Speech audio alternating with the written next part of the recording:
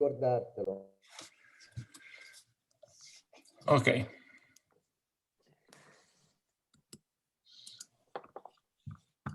Okay, so we can start. So today we're going to continue talking about this problem of rationality. So the second lecture is a lecture on going to introduce the method of maximal singularities.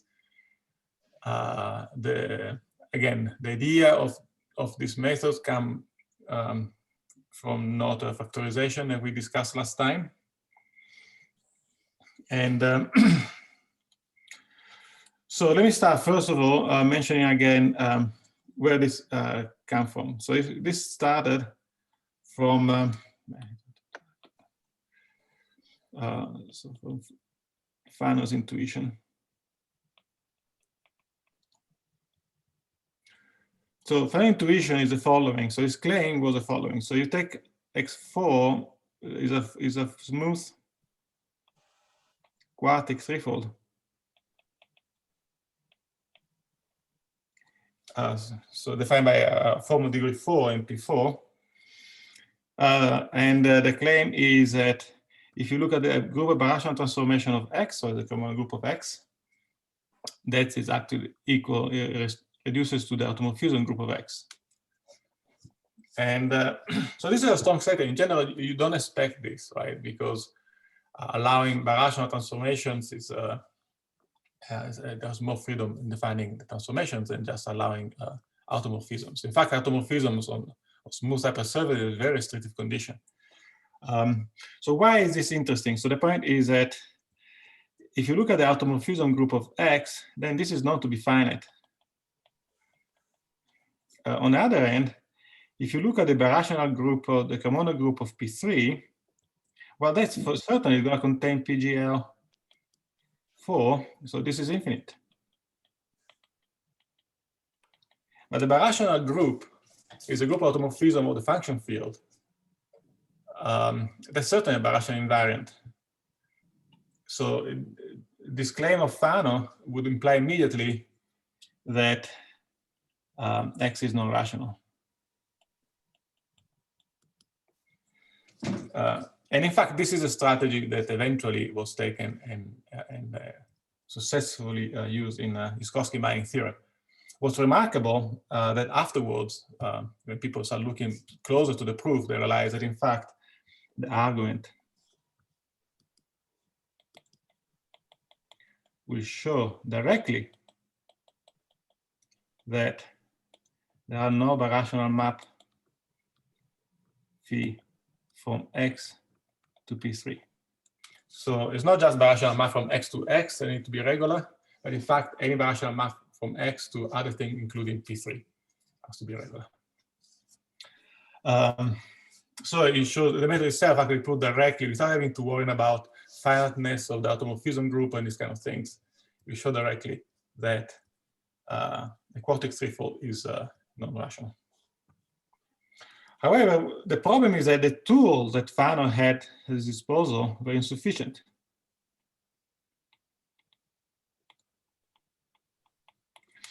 So Fano tried to use multiplicities, like in the computation that we did in the case of the Noether factorization theorem. So you just look at the multiplicities, but the multiplicities is enough to look enough invariant on surfaces, but it's not enough to understand these kind of questions on threefolds or higher dimensional varieties. So the dimension is what breaks this technology that was available at the time. We were just looking at multiplicity of infinite points and sort of things. There just is not adequate method. So before we actually understand what we need to replace multiplicity with, there is a good, a better testing ground of the idea, of Fano's idea.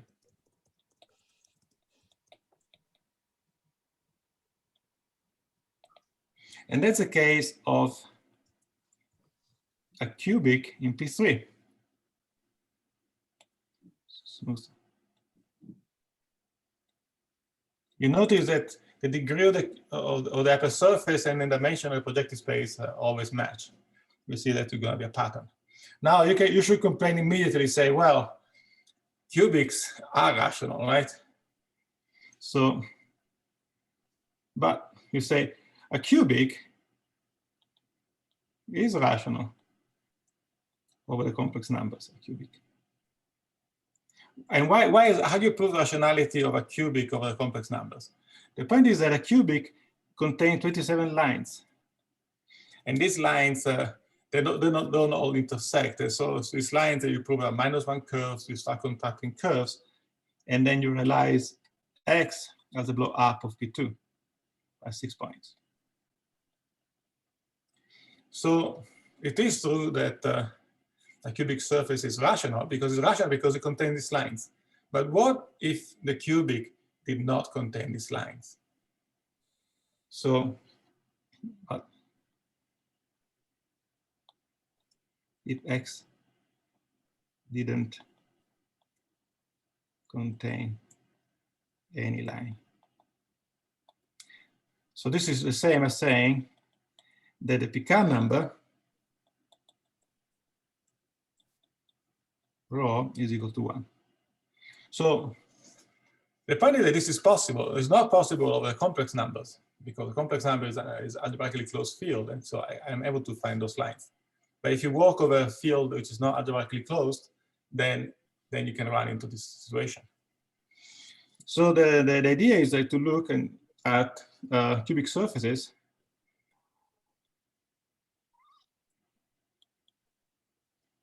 sorry, let me say, of Picard number 1.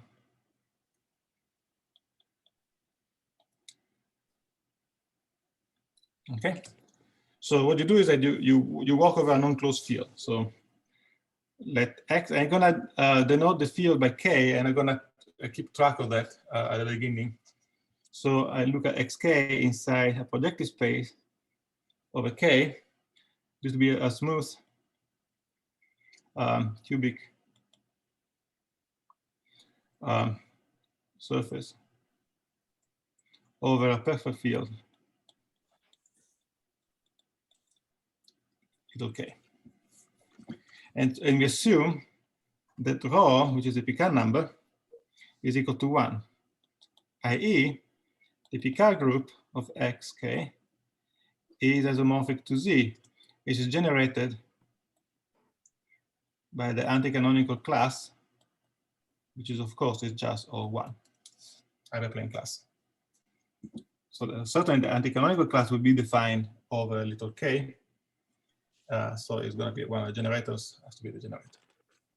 So that's the setting we want to look at. So there are no lines on this cubic.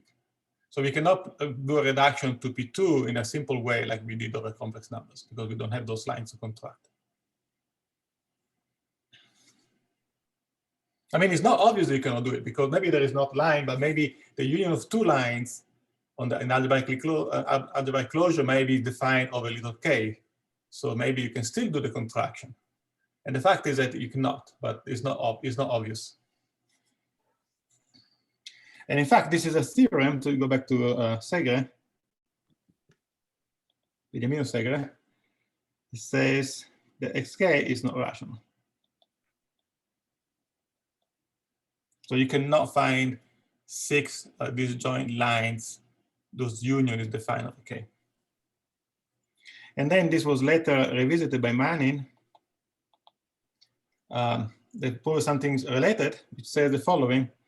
So if I give a birational map from Xk to another Xk prime, say, so this is another smooth cubic with Picard number 1, then the two cubic are isomorphic over K. And in fact, phi is a projective equivalence. So it's defined, basically, it's just a linear transformation of the projective space, sending one into the other. So it's really the same cubic up to a choice of coordinates.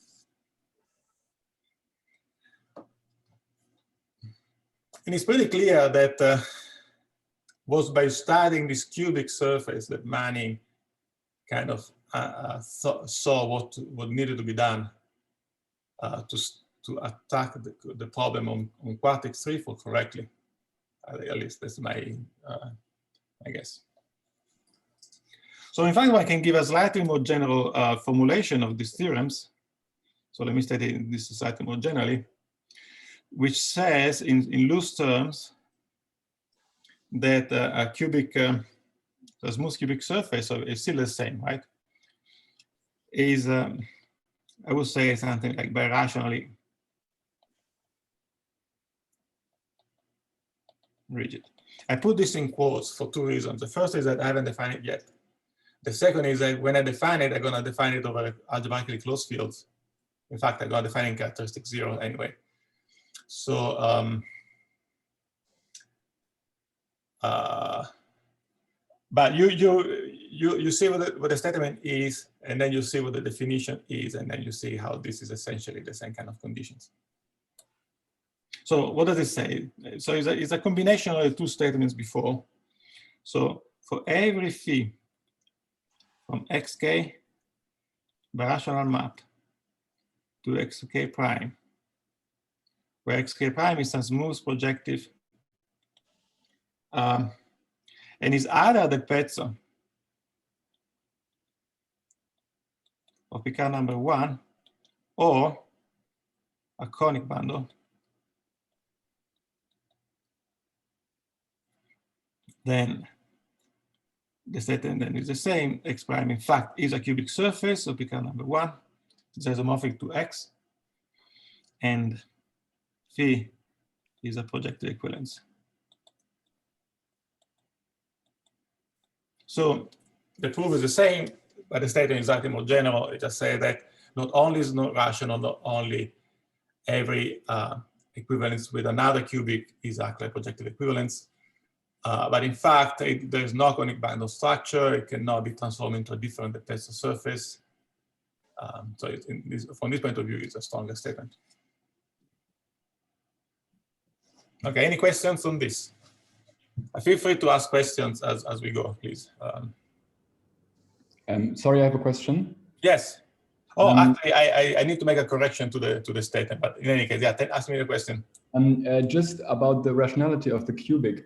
So we use that we have 27 lines, and then you said that we just say that it's a blow-up in 6 point of the projective space.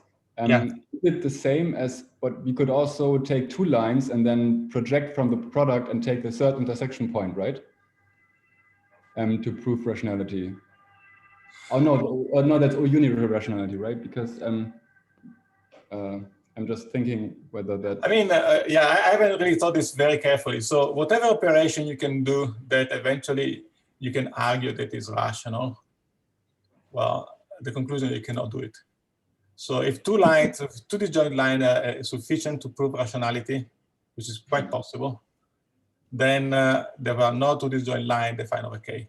Those union is defined over K. So whatever, because at the end of the day, really the statement I want to prove, I'm not going to look at lines and a union of lines to prove this statement. I'm going to use a different approach. So at the end of the day, it shows that it's not rational. So whatever you could do to make it rational, you cannot do. I think that's the best way of, I think, addressing this question. Does it make sense? Yeah, I think I made a conceptual mistake. Oh, that's okay. That's okay. In any case, yeah, just to give a general answer. So the statement here is not rational, so you cannot do any other operation that you could do over complex numbers to prove rationality. Okay, but I just meant in the case of complex numbers, we could also take 2 lines. Yeah. No, I mean, in the case of complex numbers, the quickest way of doing this is that you have two disjoint lines. So you say, again, the third intersection point that will give a construction of union rationality. Yes, this is what I meant, yes. Yeah, which I think I mentioned also on talking about the cubic fourfold. Every time you have a cubic upper surface, you can actually do that. You need to be a little more careful. Ah, okay. Yeah, the problem is that, in fact, there's a theorem, I think the most general version of this is due to Collard, so it works also on other fields. I need to look exactly what the condition is. And then Castelnuovo would tell you that if it's unirational, then it has to be rational. Yeah, that's correct. Now I understand what you're saying, yes. But then I get, yeah. Okay, I see it's much more involved than I thought. Okay, thank you. Yeah. Okay, so here I forgot, actually, I need to make a correction. So I'm going to move this here. So the two things are isomorphic, and there exists a birational involution, a birational transformation, alpha, of xk, so it's defined over little k, such that phi maybe is not a projective equivalence. But after I compose or pre-compose with alpha, I transform this into a, so you see, now I see something very similar to this this factorization theorem of Cremona transformation of P2. So it's not true that every transformation is an automorphism, but there are some of them that are enough to actually untwist and reduce to an automorphism. Okay. So let me discuss the proof of this. So today I will spend most of the time discussing the proof of this theorem.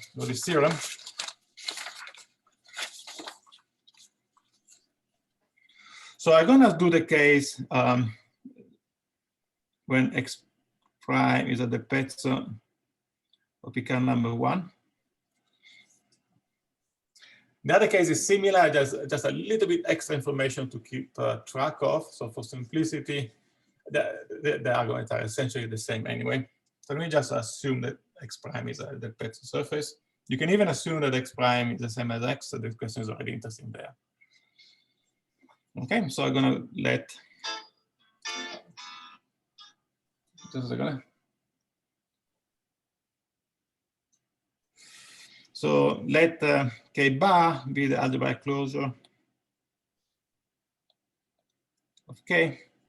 And then I'm going to denote by x the extension of xk to this closed algebraic closure. And similarly, x prime, which will be x prime over k bar. And phi will be phi over k bar. Okay, so whatever equations I have over k, I regard them over k bar. So this defines new objects. It's still a smooth cubics, and a birational map between them. Okay, so now we don't need to write this little k anymore. Okay, so I know that the Picard group of x is generated by minus k, and I know that the Picard group of x prime is generated by some multiple, maybe some rational multiple of k minus k prime, because it's at the pezzo. So I'm going to fix some number, some positive rational number r prime. You can think about integer, so that minus r prime kx prime is very ample. Okay, so what I want to do is that I have a x here. I have a map to x prime. This x prime now I put in some projective space using this linear system.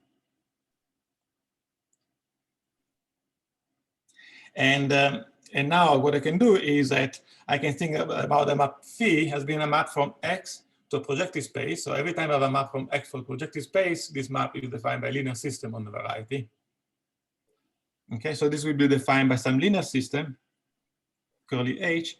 And this, well, again, the Picard group is generated by minus k, so there will be in some multiple of minus k. Okay. So this h defines phi. Tommaso. Yes. So the Picard group of x is no longer generated. Is no longer rank 1. Oh, yes, yeah, good question. Good remark. It's true, but phi was defined over little k. Okay, that's right. So all of this is you can think of you've done this over little k. Okay, that's right. Yeah, that's good point. So now I can take a resolution of this map by blowing up and blow downs, P and Q. So this gives us some resolution. So Y is a smooth surface as well. And now what we're going to do is we're going to pick up inside here, D prime to be a general hyperplane section on X prime. And now I'm gonna consider inside H, D to be the proper transform of this. So what I was using last time as a notation was this, I think.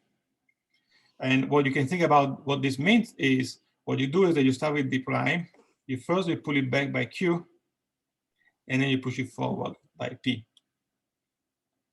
Okay, so there's proper transform of it. And you notice that this is a general member of H. Okay. Also, I want to think about R as being the degree of phi, as a map from X to projective space. So another way of saying this is that this map is defined by form of degree R in P4, in P3, restricted to X. So now we're going to do is we're going to look at points of large multiplicity. Let's say we call it maximal multiplicity.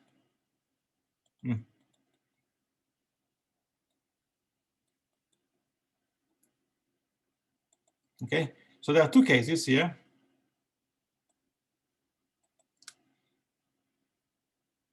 Okay, the first case, 1,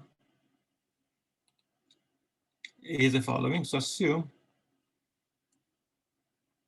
there is some point on X, on the surface X, such that the multiplicity of D at X is greater than R. So the way you want to think about this is that this step in the proof, this case 1, the discussion on case 1 is actually what is the most similar to the proof of Noether factorization. You look at point of high multiplicity, and what you want to do is that you want to untwist. So the idea is untwist phi by some alpha, maybe call it alpha prime, in the rational group of X, to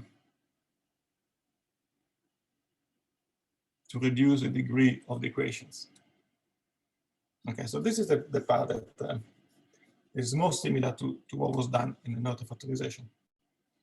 Okay, so maybe as a remark, we want alpha 1 to be defined over little k. So you need to be careful. You always need to keep track that eventually, whatever we do, we want to be able to descend it to the original field. Okay, so let's make some considerations. The first consideration here is that the degree of D as a cycle in projective space is what? Well, D is cut out by a formal degree R on a cubic. So the degree is 3R. And the linear system does not contain fixed components, so only the base log is 0-dimensional. So this implies that there are at most 2 points of multiplicity greater than R, because otherwise you contradict the Lezione theorem. So, and the union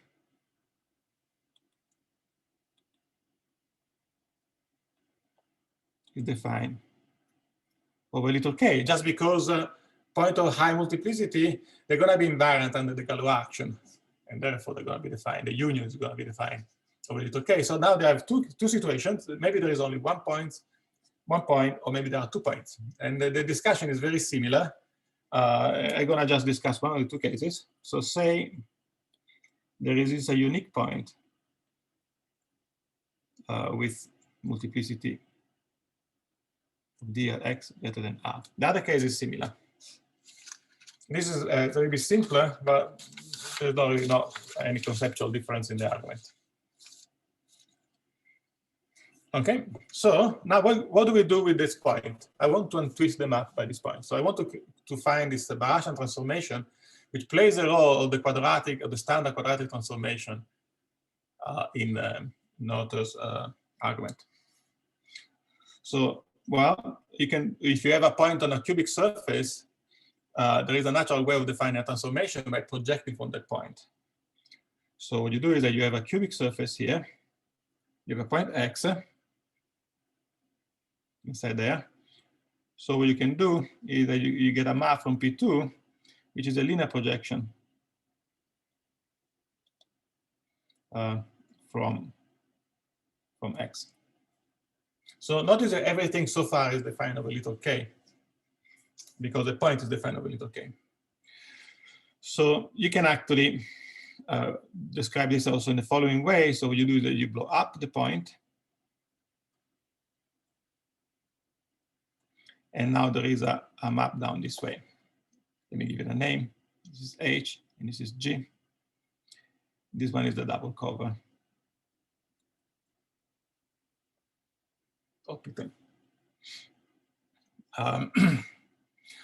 So because you have a double cover, there is some transformation here. You're going to call it alpha 1 prime, tilde, which is an involution. So this is an automorphism. It's an involution which swap the two sheets of the cover. And the same map can be regarded as a birational transformation on X. We're going to call it alpha 1. So this is a birational involution.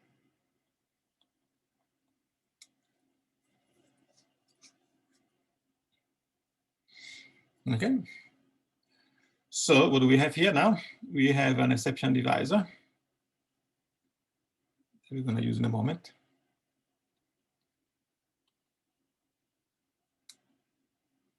Okay.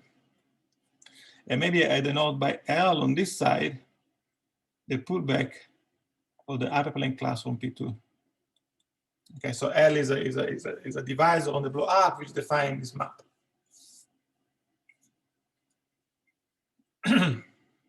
Okay. So now we're going to untwist. So we're going to define a new transformation, phi1, which is phi to which I precompose by this alpha. Actually, I do alpha inverse. Of course, it's an involution, so alpha 1 inverse is the same as alpha inverse, but conceptually, I'm thinking about going in this opposite direction. So this goes from X to X prime. So this is defined over little k. And this is defined by linear system, H1, which will be, by the same argument, will be contained in some minus R1 kx. Okay, so here is the claim, is that this operation indeed reduces the degree. So R1, so the degree of this new map is actually smaller than R. Okay, so you really recognize the original strategy of Noether. So how you prove this? Let me check this. Okay, establish a divisor E. So what are we going to do with this divisor E? So the divisor E is exceptional with respect to G. Remember that G is a map going down this way. So E is exceptional. But what happened is that I have this involution up here. So I can look at what happened to E when I apply the involution. And then I'm going to project down and see what we get. So I apply the involution. I do this with a push forward. And then I push forward by G. So this will be some divisor on X, and you can prove that this divisor is actually non-zero. So you can prove that E is not invariant under the involution. So this divisor will be linear equivalent to some, again, is defined, or maybe I should say, again, this is defined over little k, and therefore it will be linear equivalent to some multiple S of minus k. So it will be in there. And as I said, this is non-zero, so S will be greater than 1. So I'm going to let M be the multiplicity at X of D. We know, we're assuming is greater than R. And now let's compute the degree of the equation. So you start from D and you pull it up. When you pull it up, this will be as a proper transform plus m times the exception divisor. Well, the proper transform of D will be equivalent. Maybe I should say it also. Well, let me just write it here.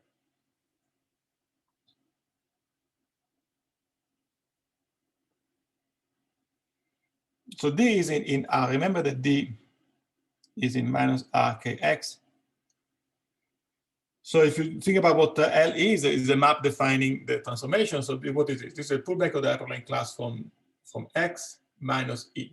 So if you just undo that, unravel that, you get it. This is minus, is RL plus RE. Okay. So from here, I see that this D tilde can be written as RL plus R minus ME. Okay. Now we apply alpha 1 tilde on the tilde, and we see that this will be what? Well, L is invariant under the involution because it's a time bound defined in the map. So RL stays there, and then they're gonna have R minus M what? And now we computed where it goes. Or I didn't say actually, it's not yet. So this is still alpha 1 tilde of E. Okay. So the next step, now we push forward from G.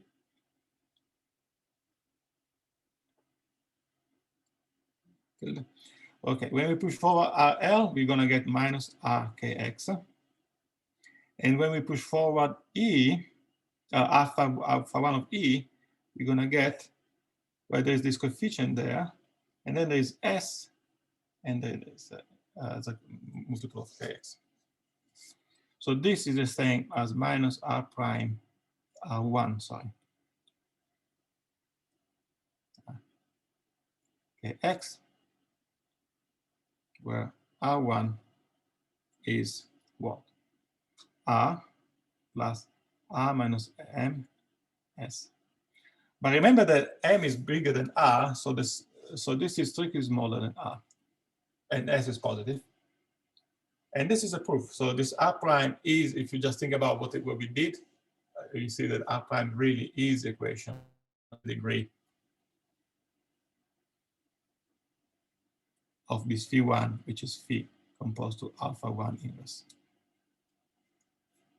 Okay. So this proves the claim. Let me zoom, go up a little bit for a moment. So the claim was, again, we have this diagram with this involution coming from the blowing up of the point, the projection to P2 from the point. And by precomposing with the involution, we create a new birational map from X to X prime, and the degree went down. And the degree cannot go down to, in this case, the degree is an integer. It cannot go down too much. So after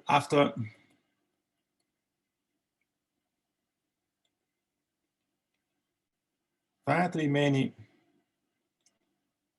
iterations of this process, we end up in a situation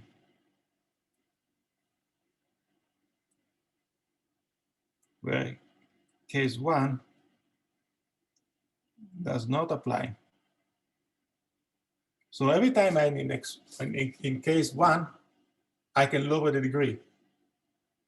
And maybe I can lower the degree again, and I end up again in case 1. Case 1 was the existence of a point of high multiplicity. And every time there is a point of high multiplicity, maybe 2 points, I can lower the degree, and I keep going this way until a point where the degrees cannot keep going down forever. So it means that I can no longer iterate this case situation. So this reduces, we reduce to case 2 now, which is that there are no points or high multiplicity. So it means the multiplicity of D at any point X is less or equal than R for every x inside x. Okay, is it clear, right? The strategy, I think, is pretty clear. I have this rational map. I look at the divisor in this rational map. It is possible that this divisor may be very singular in terms of multiplicity at the points. If this happens, then actually I show that we can untwist the map in order to reduce the degree. After finitely many steps, we get to a point where all the divisor is no longer very singular. So the multiplicity is controlled. Okay. So now the argument is, now this part of the argument is something new, a little bit compared to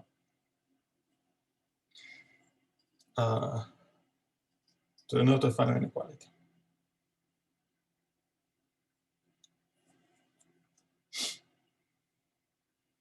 Compared to the note of factorization theorem. Okay, so what do we do? Okay, so we look again at this diagram. So we have X, a map phi, a rational map to some X prime. X prime again is remember this is a smooth cubic, and this is a smooth de Pezzo.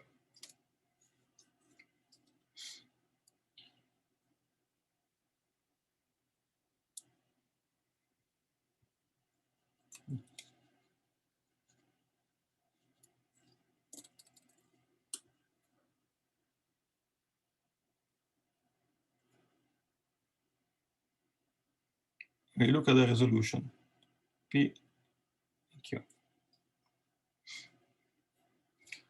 Okay, so and we can assume that this is the resolution is also defined of a little k.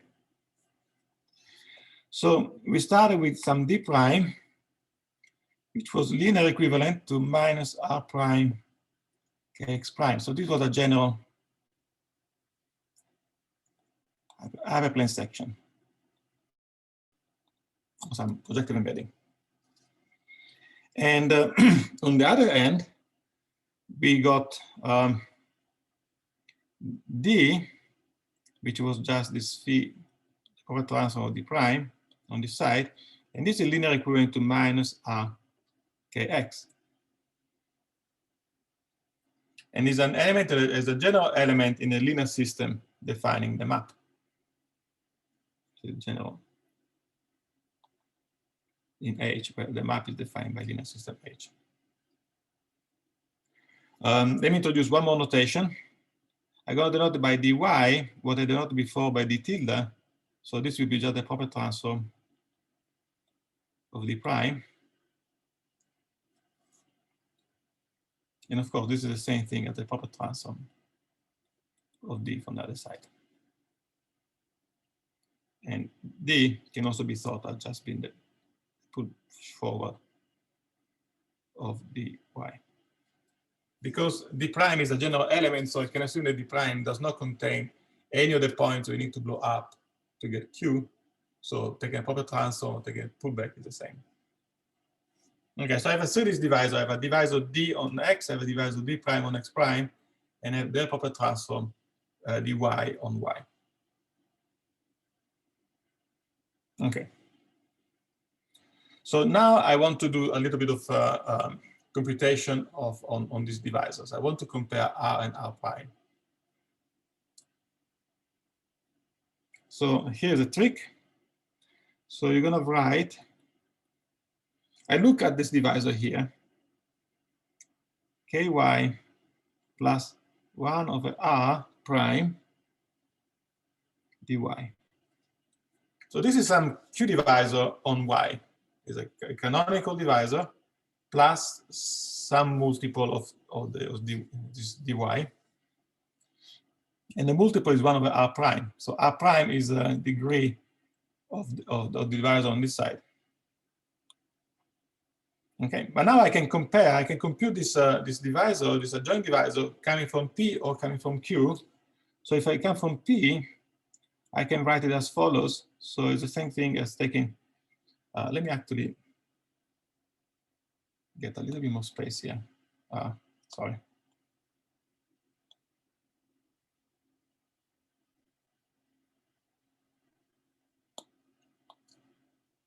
Okay.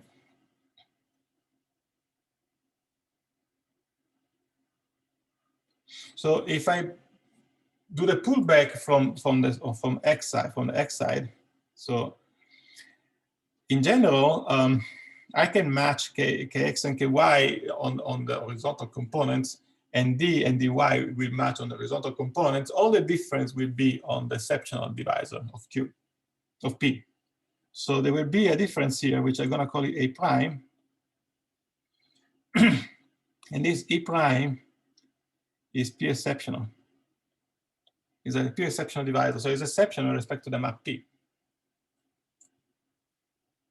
Just because if I take this divisor and I push it forward, I get exactly this. So the difference has to be exceptional.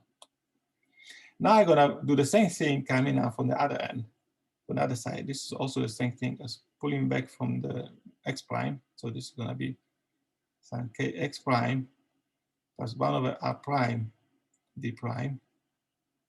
And there will be again a difference of prime. Okay, so now what do we know about this? Well, the same argument which shows you that this difference will be q exceptional. But in fact, I know something more about this. So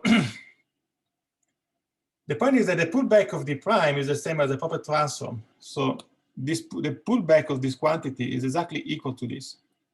So the difference, this thing here is actually equal to the difference between this quantity and this quantity. So this is what we call the relative canonical divisor.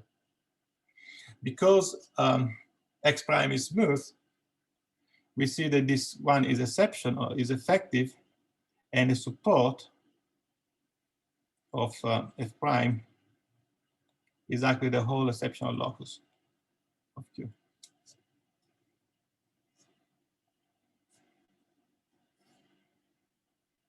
Okay.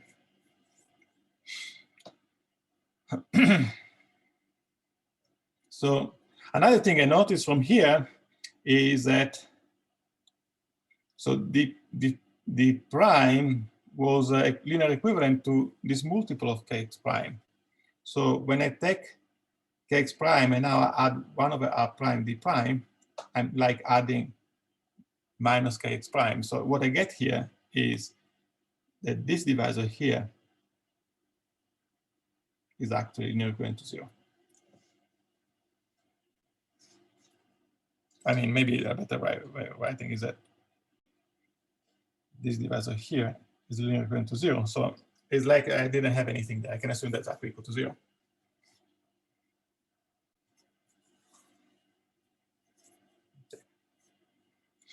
Okay, so what do we conclude from here? So what I'm going to do now is going to take a general curve in X and I do intersection. Okay, so a general complete intersection curve in X. So intersect with a general curve C inside X. By general, I mean a general complete intersection curve. So I can assume that C, for instance, I can assume that does not contain any of the points we need to blow up from X to go to Y. And so I go intersect on both sides. Okay, so what I see from here is that if I take kx plus 1 over r prime d times c, this is equal to what? So I'm intersecting this quantity. Intersection of c with the proper transform of c with e prime is 0 because e prime is exceptional. And therefore, I'm intersecting this quantity with the proper transform of c. So the same thing as intersecting C tilde with f prime because this other part is 0. So the same thing as f prime time, well, by C tilde. But f prime is an effective divisor, and I can assume that C tilde is not containing support. So this quantity will be actually equal to 0. Okay. But you notice that this thing is linear equivalent to what?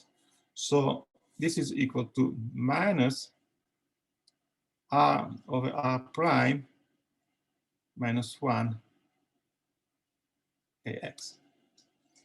So, because I guess something non-negative, we said that the coefficient there has to be, I mean, that rescaling of minus KX has to be positive. So if you just do that, so this shows that R has to be greater or equal than R prime. Okay. So now I'm going to do exactly the same computation coming from the other direction. So now I'm going to write, so what do we have here? Ky, and this time I'm going to take 1 over R d, okay? So it's going to be the same thing. Before I had 1 over R prime d dy, and now I'm going to have 1 over R dy. So I'm going to just write the same thing. So this is pullback of Kx plus 1 over R d plus some exception divisor E, but they can also write it as a pullback that from the other side, Kx prime plus 1 over R d prime plus some effective divisor F. Okay, so now what do we know here? So let's see, well, as before, now this time this guy is 0. And what do we know about E? Well, as before, this will be P exceptional. And also will be greater or equal than 0. So why is that? Now I cannot assume that D is a general hyperplane section. So D might have actually singularities exactly at those points that we are blowing up. But the key point here is because the multiplicity at x of D is less or equal than R for every x in X. So this is the key condition that we are using here. And remember this condition because we're going to come back to this in a moment. Okay. The other thing we know is that this one is Q exceptional. Okay. So now we proceed as in a symmetric way. So now we intersect with a general curve C prime inside X prime. And by the same time of computation, this will show the other inequality, R prime is greater than R. Okay, so we have two inequalities. So R prime is equal to R. And therefore, these two equations, this one here and this one here, are exactly the same thing. So in particular, these divisors are the same. These ones are the same as these two divisors on this side. So we have that E is equal to E prime, and F is equal to F prime. Maybe I write this in other way. R is equal to R prime. Okay. So in particular, that both E is an effective P exceptional, F is effective Q exceptional, and the support of F is equal to exceptional locus of Q. I don't know the same for E. E might be in principle smaller. Okay, now we're gonna use a little bit of,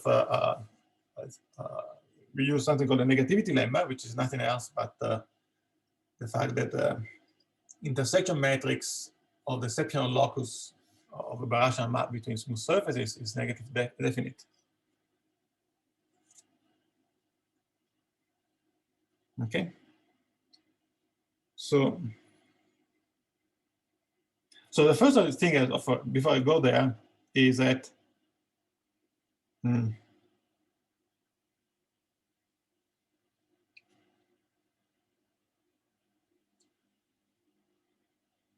yeah, exactly. So also, so the equations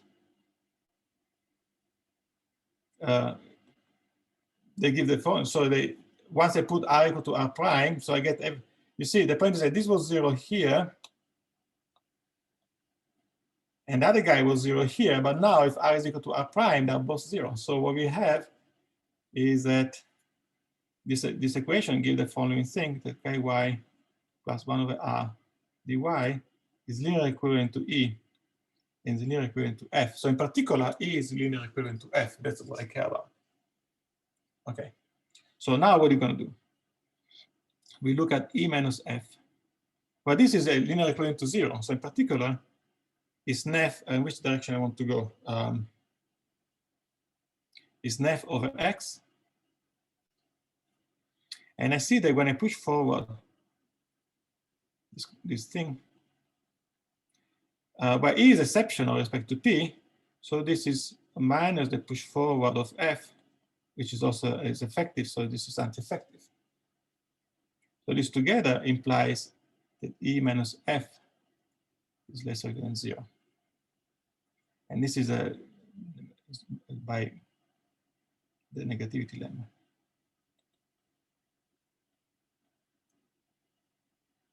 Again, this is just the fact that the intersection for the exceptional component is negative definite.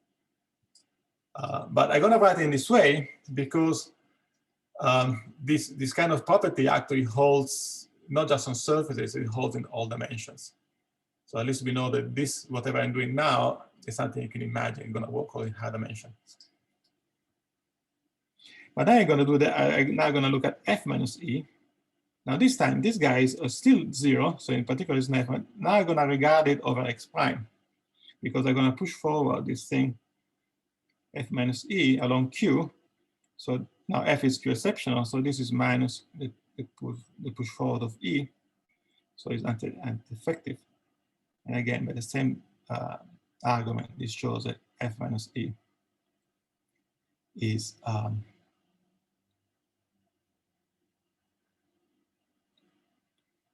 anti-effective. Okay. So the conclusion is that E is equal to F. Hence, the exceptional locus of P is so sorry, which way it goes? Contain the exceptional locus of Q. So this implies, in particular, that phi inverse from X prime to X is a morphism.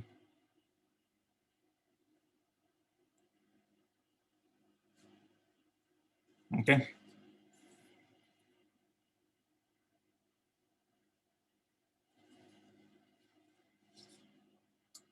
But now this regarding this over K, and using the fact that Picard number of X prime over K is equal to 1. So this implies that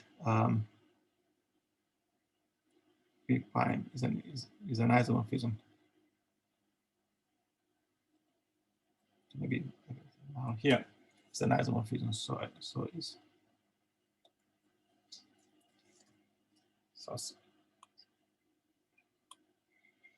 okay.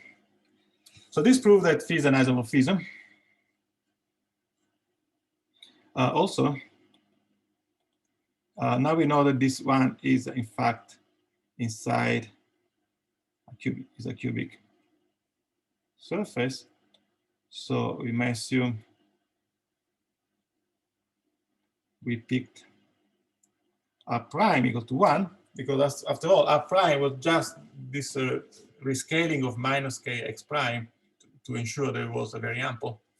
But if it's already a cubic surface, I can take R prime to be equal to 1. So this implies that R is equal to 1. So P is a projective equivalence.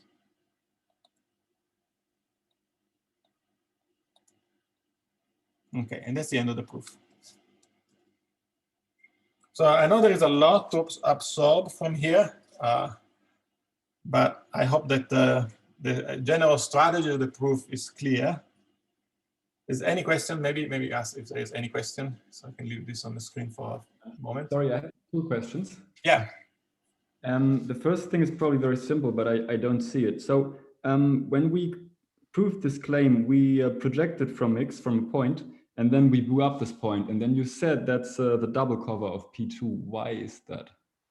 Yeah, okay, so maybe I should have said this more clearly. So where was it? Yes. Here we are. Yes. So X is a cubic surface. So if you the projection, if you think about the projection from P3 to P2, the fibers are lines in P3 which pass to the point X. Right. So that's what the projection does. So the lines through the point S become the fibers of the projection. Yeah. Now the question is how many times a line intersects X, and from there we can compute the degree of this map, the degree of the cover. So a general line through the point X will intersect the cubic in 3 points because it's a cubic surface, right? But 1 point is X. When I blow up, that intersection is lost. So there's only 2 intersections that remain, and those are the 2, and then they determine the degree of the map. I give you a simpler example because this is kind of a classical example. Take a quadratic surface in P3, or a quadratic hypersurface, any projective space, but let's say a quadratic hypersurface in P3. If you project from a point away from the hypersurface, you get a 2-to-1 cover. But if you project from a point on the hypersurface, then let's give a rational map. Because there's only one additional point of intersection, and that will be the rational map. Sorry again, if you project from any point, it's you get one, because it's a quadratic, you get a second point of intersection, right? That's right. Right, and why, and okay, yeah, that makes sense. Okay, thanks. And yeah.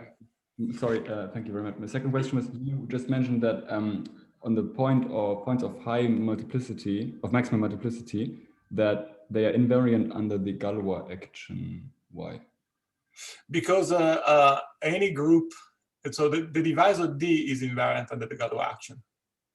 So if you have an you have a divisor, if you have an automorphism which keep the divisor, send the divisor to itself, because there's an isomorphism, you have to send a point of multiplicity M to a point of multiplicity M. Okay, because the Galois group is, so the divisor is defined over K, and Galois group is fixed element of K, and then, yeah. Okay, thank you, that makes sense. I mean, I need to be a little bit more precise about this. So the divisor D is actually not, I'm not assuming the divisor D is defined over little k. So, maybe I should make this more precise. So what is what you're looking at is a multiplicity of the linear system.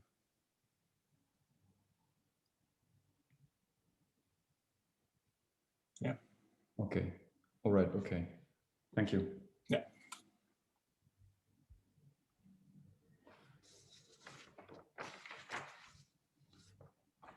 Okay. Other questions? Yes, sorry. At the end of the proof, when we said the phi is an isomorphism. Yes. Yeah. Okay, so phi minus 1 is a morphism. Okay, and then either I lost something. Well, the point is that because X prime has pk number 1, you cannot if you have a morphism between 2 surfaces,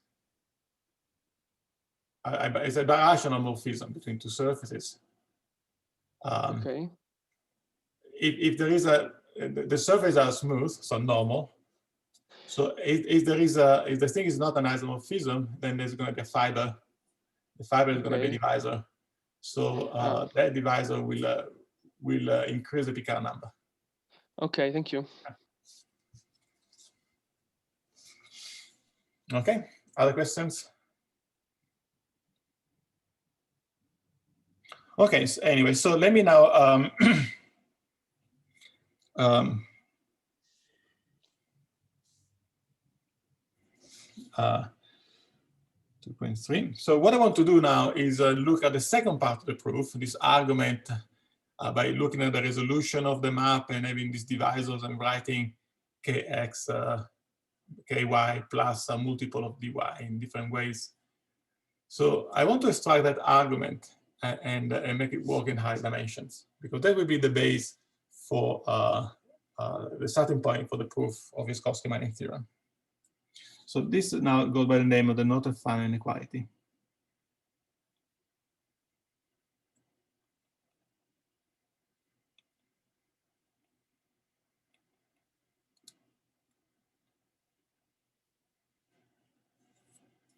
So what is the idea? Is to generalize the argument in step 2 to study the rational map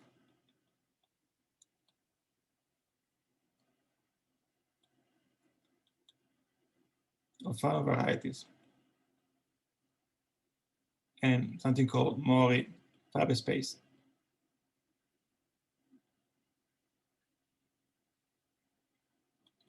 In high dimensions. So I'm going to define what these things are. So the key point here is that we need to replace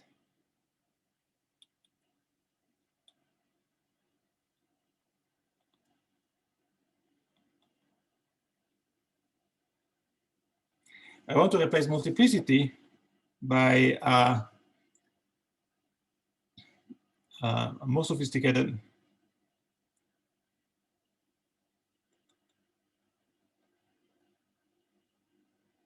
measure.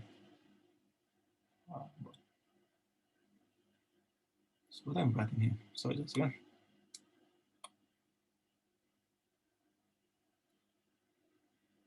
Of singularity. So let me give a definition.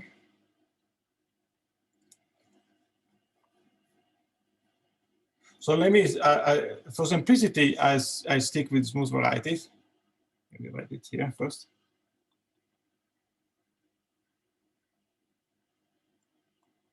I stick.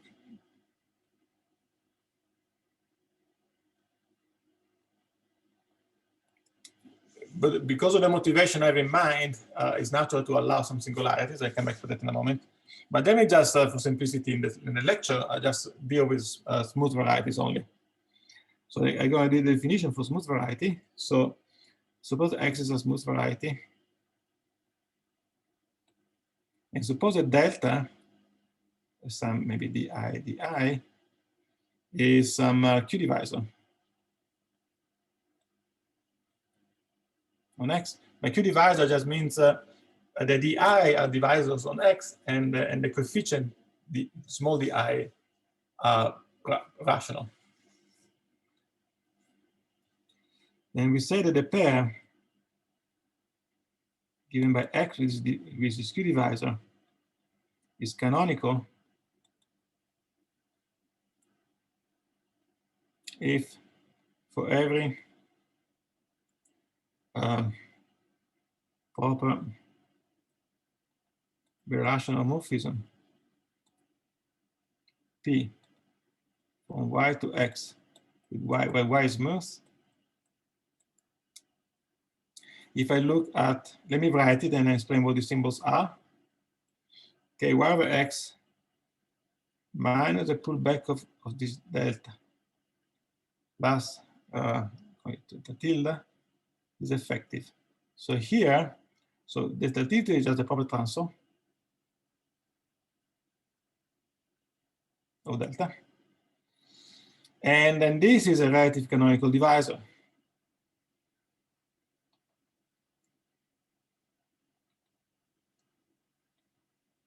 So it is defined, since X is smooth, it is defined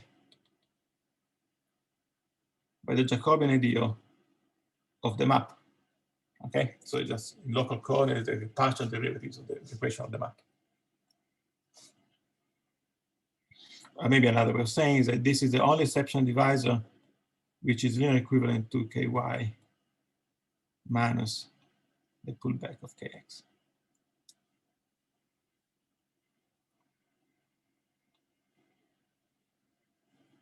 Okay, so I want to use this notion, the notion of being a pair to be canonical, with the notion of, so here's a fact.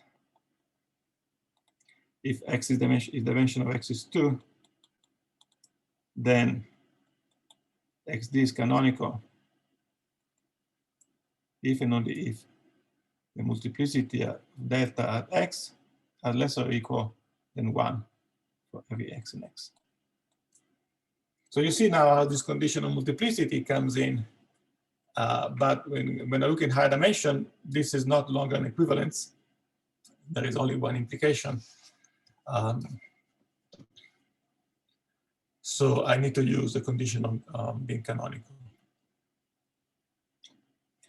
But if you think for a second, the condition that has some divisor coming up by looking at comparing, essentially I'm comparing ky plus the proper transform minus a pullback of kx plus delta. And I'm asking that whatever that is to be effective. Let me scroll up for a moment and show you that this is exactly the condition that we're using here, because this divisor E is exactly that divisor. It's a difference between ky plus the proper transform minus the pullback. And that's all we need in the proof, is that this divisor E is effective. We don't really need anything about multiplicity. We need a multiplicity to get to that point. Okay.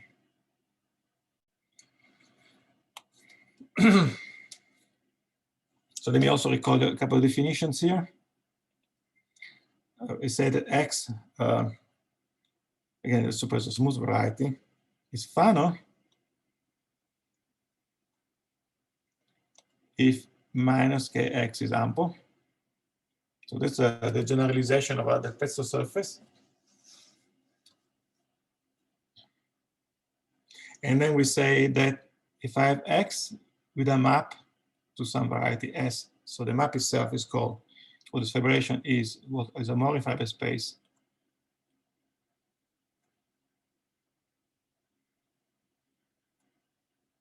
which I will abbreviate by MFS, Mori fiber space. If we have some condition, 1, I want the minus kx to be ample relatively over S. So you think about being ample on the fibers.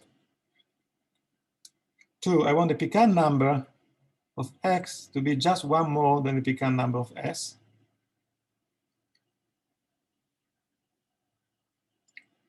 So sometimes these two conditions, we talk about this an extreme of Mori contraction. If you know a little bit about Mori theory, if you don't, just forget about it. And the third condition is that I want the dimension to drop. Dimension of X I want to be greater than the dimension of S. So this just means that this Mori contraction is of fiber type. So the way, so maybe not.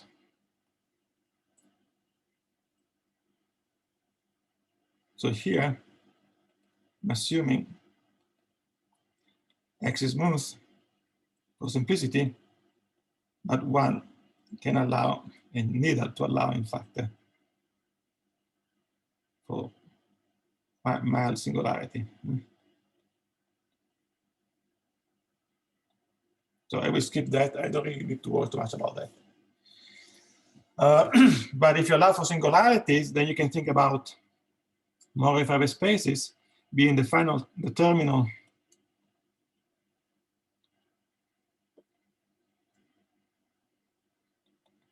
in a minimum model program.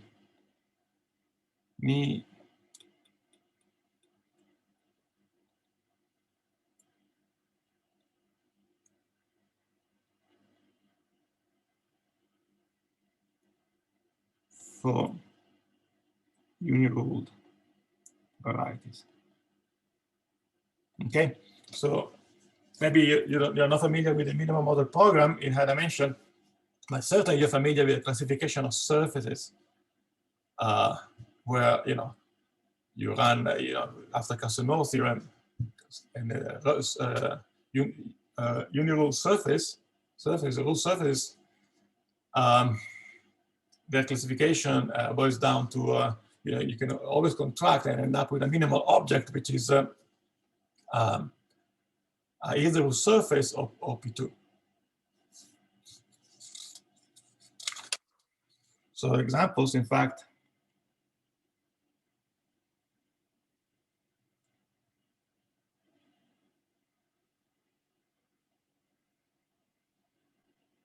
so in dimension 2, the modifiable space is the same thing as P2 or an Hilbert surface.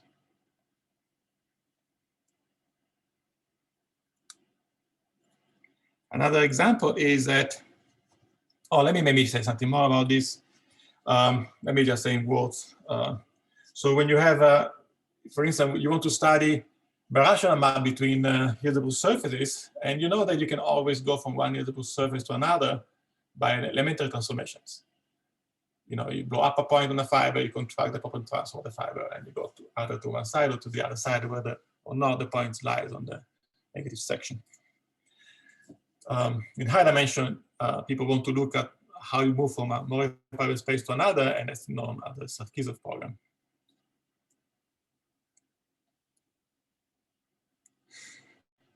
So another example is that if X is a Fano with Picard number 1, I can look at the map to the structure map to a point.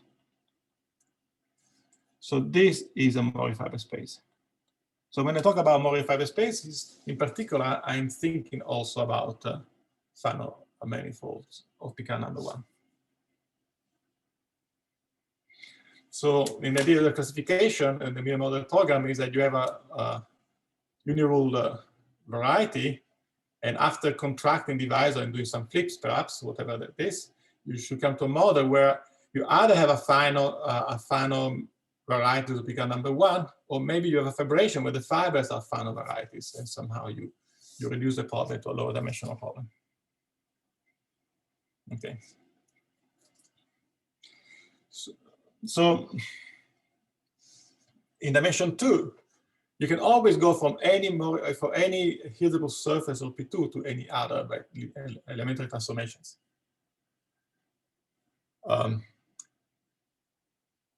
Sorry, maybe I need to be careful here. So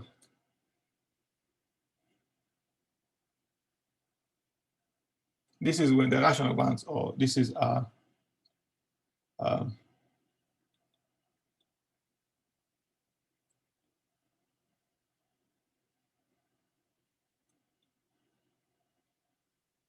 okay, there is also, of course, the case when I map down to a curve with higher genus. Okay.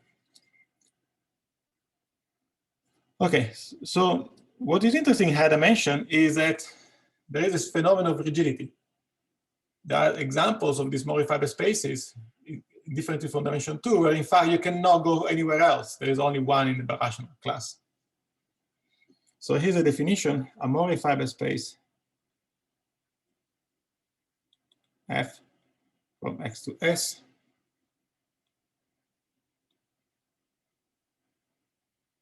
the rational is super rigid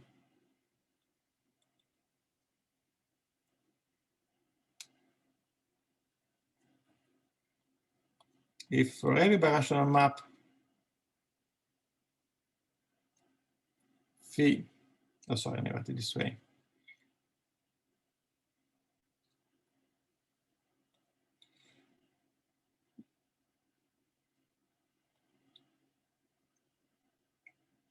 So if F here, and this is F prime, is another modifiable space. So every birational map to another modifiable space, phi is an isomorphism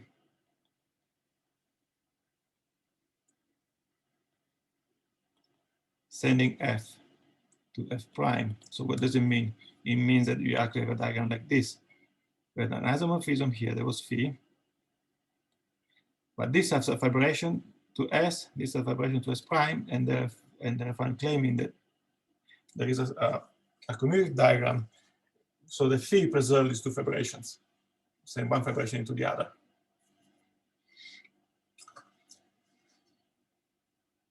So in particular, So you mean that you want the identity on S prime, right? Between S and prime. yeah, I mean, it's an isomorphism, and then you can relabel it to be an identity. Yeah. So in particular,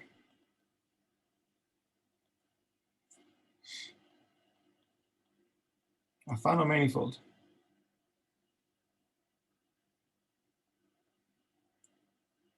X of Picard number 1 is birational and super rigid.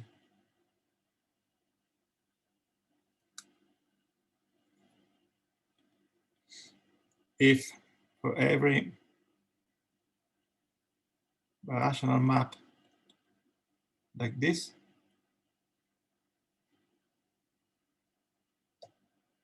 this is a Mori fiber space, phi is an isomorphism. Hence, if the Picard number is 1, there is no space for any fibration, so this means that S prime is just a point. So birational rigidity is a strong condition. So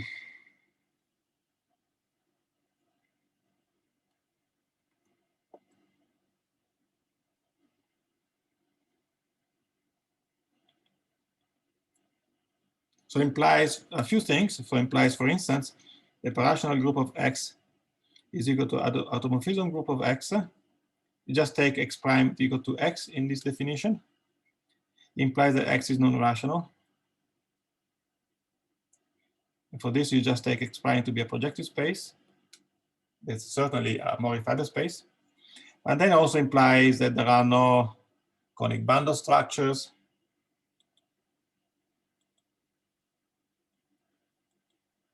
If X is a Fano monoidity. The Pezzo fibration,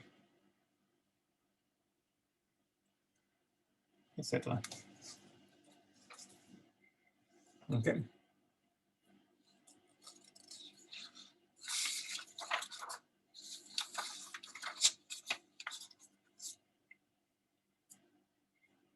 And let me conclude now by listing the main lemma here. As I said, as a theorem. So essentially the same proof of step 2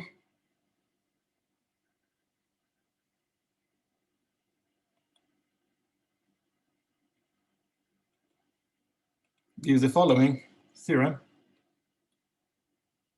So this theorem is called the Noether-Fano inequality, and it's due to Iskowski mining and then Corti in this formulation.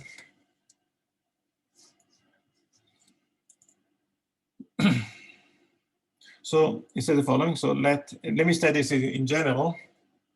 Suppose I have a Mori fiber space here and have another one here, and I have a birational map phi. So this is a birational map between Mori fiber spaces. I'll fix it. An embedding of this Mori fiber space in some projective space,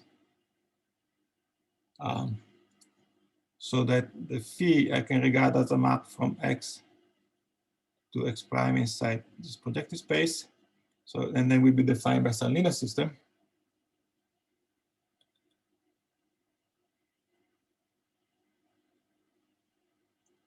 Which let me just use this notation, and not going to really use it much in the future. So, but I think that it should be clear now what this means. So you take the linear system of x prime, the divisor on x prime coming from the upper plane sections, and you pull it back, and you take proper transform, and this define the equations of phi. These are what the equations of phi are. And then I can write this as a sublinear system or a linear system in X.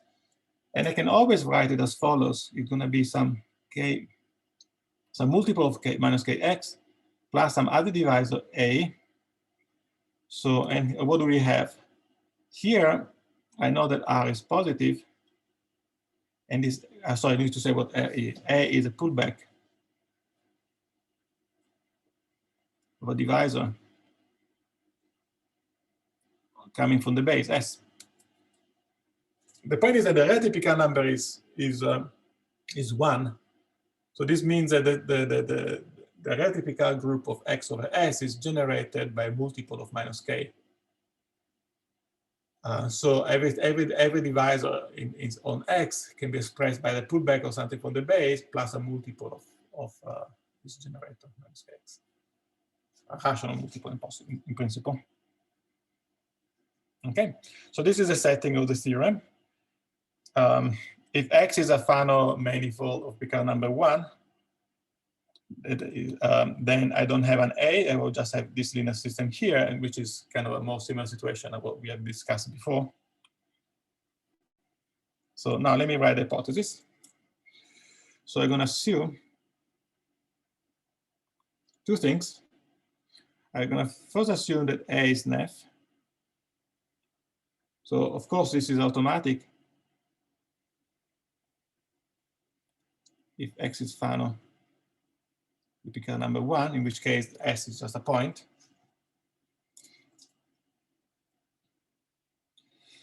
Yeah, maybe if X is a point, you can already talk about divisor, we can still talk about line bundles. So that's maybe the way you want to think about this, what I'm writing.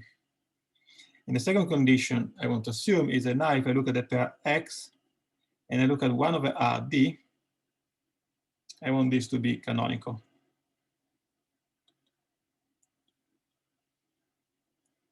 For D inside H, a general element.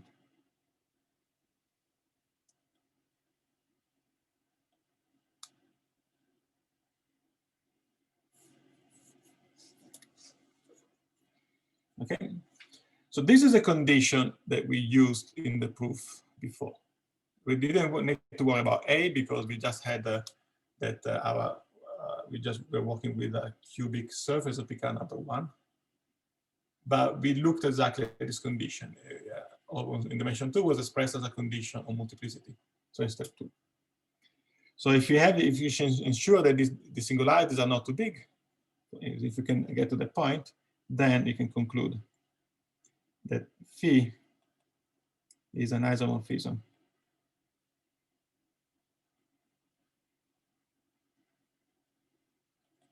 sending F to F prime.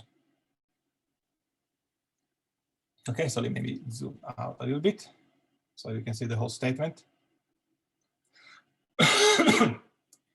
Okay, so again, let me read this through. This is a key point. I have a map between, think about, again, your elementary transformation between root surfaces, for instance. So I have a map between two modifiable spaces in higher dimension. It's a rational transformation between the two. And then I just write this map defined by some linear system, and I just put some numerics about that. So in particular, I care about how much on the fiber, this linear system, what is the degree with respect to the anti-canonical class. And that's the number R. So I'm assuming that whatever comes from the base, if anything, is Neff.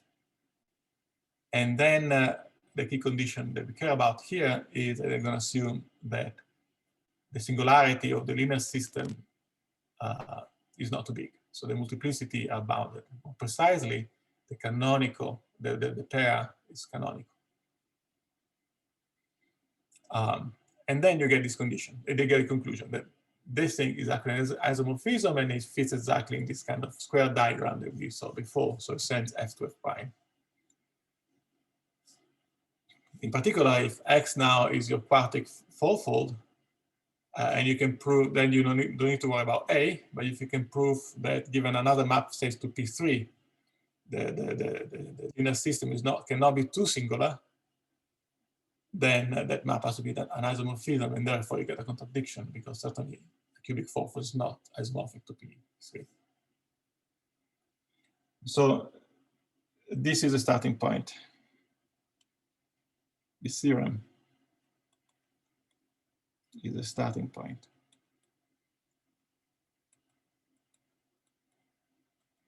In the proof of Minkowski-Manning theorem. Okay, so what we're going to do next time is to prove some general properties about canonical singularities, and in fact some other invariant of singularities, and then quickly see the proof of Minkowski-Manning theorem, and then we're going to introduce a little bit more machinery that will allow us to prove a similar state in entire dimensions. Okay, any questions?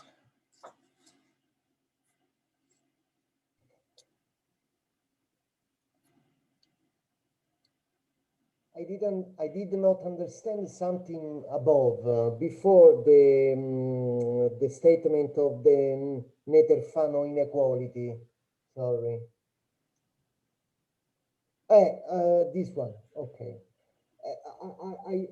I mean, you wrote, note, X, if it is birational super-rigid, then the first two, okay. There does not exist a conic bundle structure or either the pezzo vibration, but you mean when it is a Fano manifold, or in general? Yeah, I should say. Ecco, not general modifier space. Okay. No, because that's okay. Yeah, so I should have said, I was continuing from the previous. In this case, it me, but in general, I didn't understood well. Okay. So in general, there is only a unique Mori-Faber structure, which is the one given to start with. If it's a Fano manifold, it's just the projection to a point, and therefore there is no other defined birational unit. So, for instance, in maybe let me just take a minute just to say, for instance, if you take a cubic fourfold, a cubic threefold, this is a Fano manifold Picard number one, but it also has a conic bundle structure by projection from a plane, and it also has the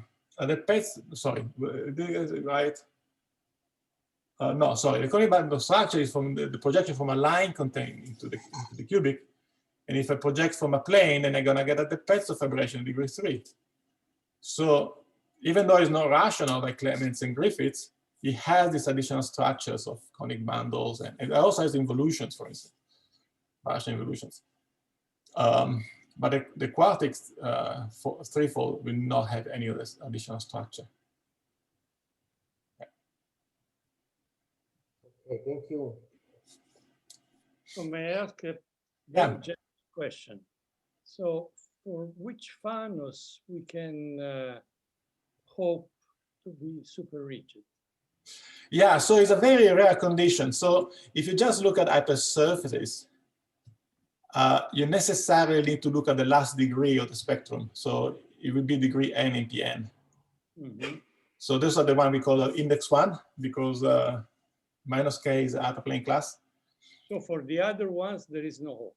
There is no, because of a simple reason. You can always project from a linear space of dimension of codimension 2 in the projective space.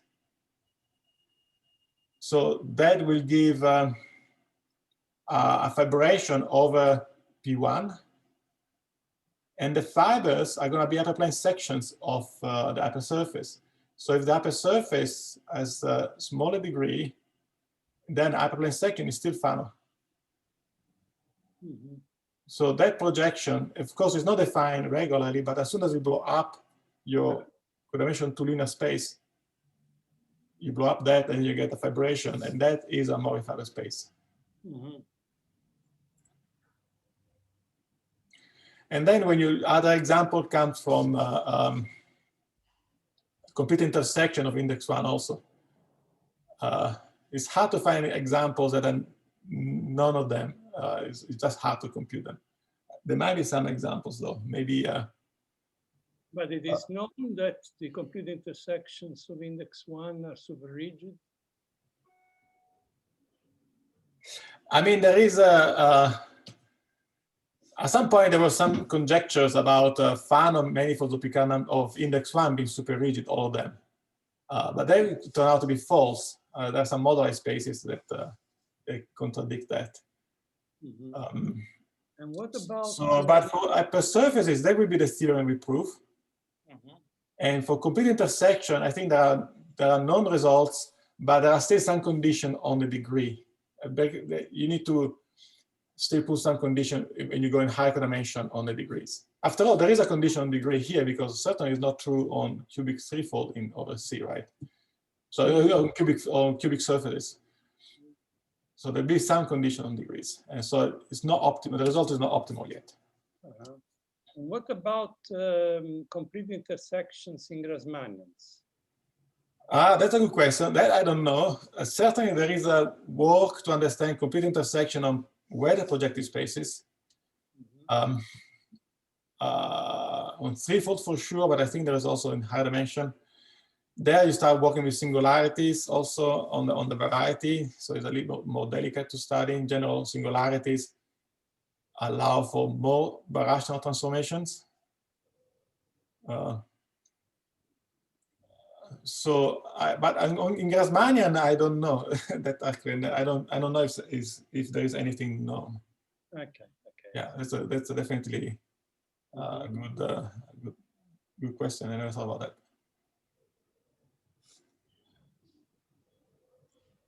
Okay, thank you. Okay.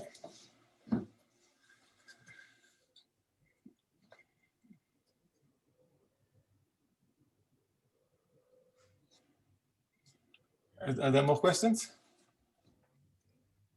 I just have one question. I couldn't attend last time. So where is these notes exactly uploaded? I found just the tech notes online. Yes. Okay, so I'm gonna actually, that's a good point. So the tech note is better because complete, the proofs are complete, but I'm gonna also upload the lecture notes from my iPad.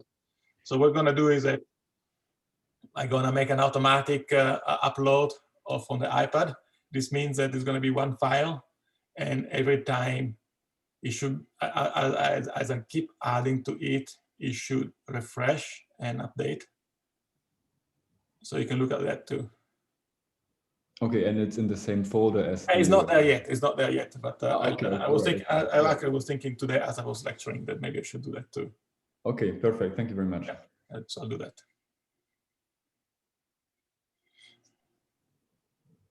Bye. Okay, so any more questions or should we close here? What do you think, Firmino? Sì, se non ci sono altre domande, if there are no more questions, okay, we can thank very deeply the speaker, Tommaso De Fernex. Grazie Tommaso, veramente. Grazie. Grazie.